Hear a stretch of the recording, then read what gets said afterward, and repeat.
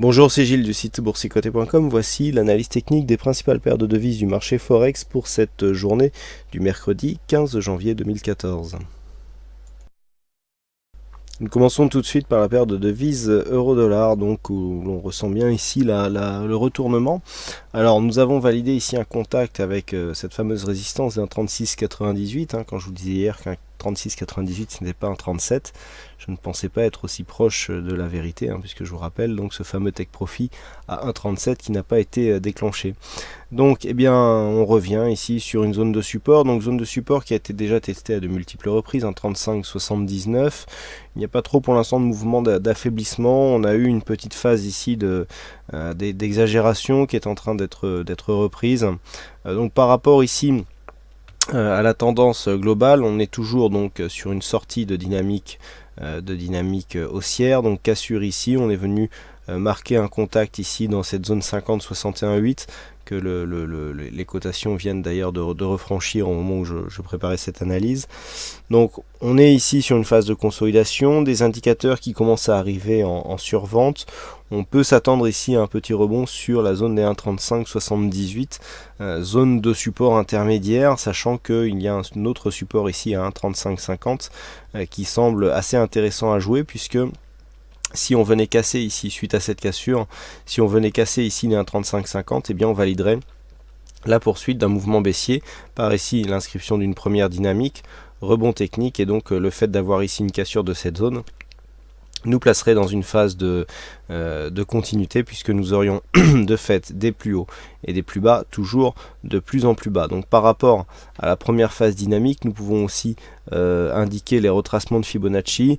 Voilà, bon, ça ne nous donne pas grand chose. Ce que nous pouvons voir ici, c'est que par rapport à cette zone de rebond, on est venu légèrement au-delà des 38,2% qui se situe ici sur cette zone 1,3680, zone déjà identifiée d'un point de vue des supports résistance horizontaux.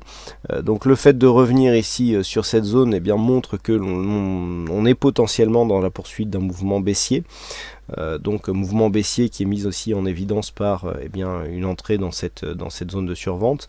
Donc sur une cassure ici d'un 35,50, alors c'est précisément un 35,48, on aurait validation du signal baissier, avec donc un premier objectif qui se situerait ici sur 1,3524 et qui se trouve être, qui plus est, le retracement des 61,8% de Fibonacci. Et donc sur une rupture de ces 1,3524, le prochain support se situera à 1,3476.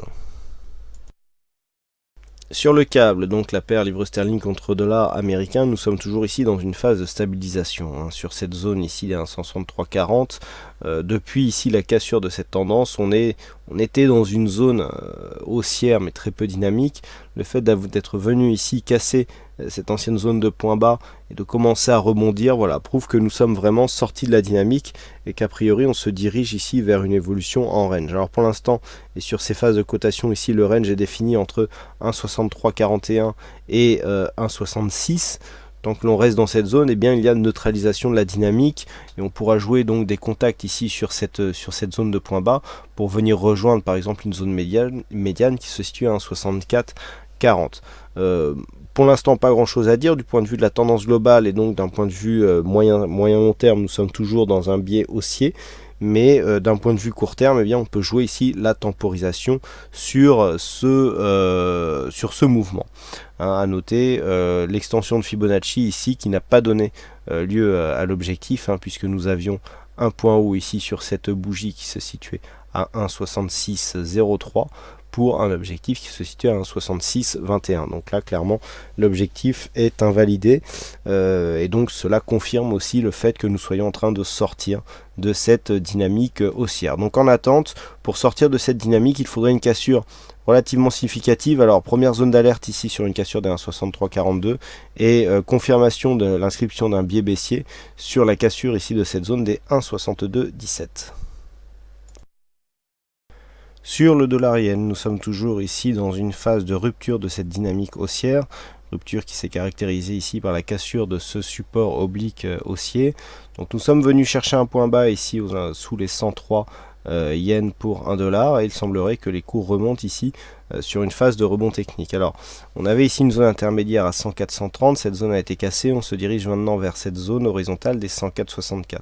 Donc pour l'instant, vu l'amplitude qu'il y a par rapport à cette cassure baissière, mais aussi l'amplitude du rebond technique, il semblerait que nous ne soyons pas dans un gros signal baissier malgré la cassure ici de cette zone de support. Nous verrons bien, a priori les cours ont envie de revenir ici tester cette zone de support, et donc c'est après le test qu'il faudra mesurer la dynamique ou pas de ce signal. Quoi qu'il en soit, malgré cette remontée, donc les oscillateurs ne sont pas encore trop en surachat puisque le RSI ici se situe en dehors de cette zone. Le stochastique, bon, lui est en surachat.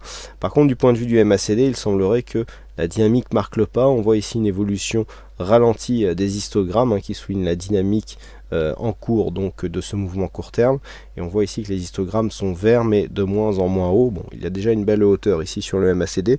On peut craindre un retournement, alors retournement qui pourrait intervenir ici sur cette zone des 104,64 qui a déjà été confirmée ici comme zone de point haut, puis comme zone de point bas, zone intermédiaire encore ici et ici donc comme zone de point bas.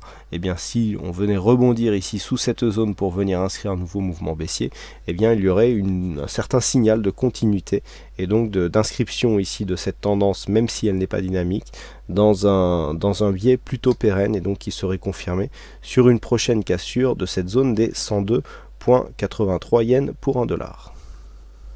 Voilà ce que nous pouvons dire donc sur cette analyse technique Forex, et il ne me reste plus qu'à vous souhaiter à toutes et à tous une bonne soirée, bonne chance dans vos prochains trades, et on se retrouve donc dès demain pour d'autres analyses techniques en vidéo.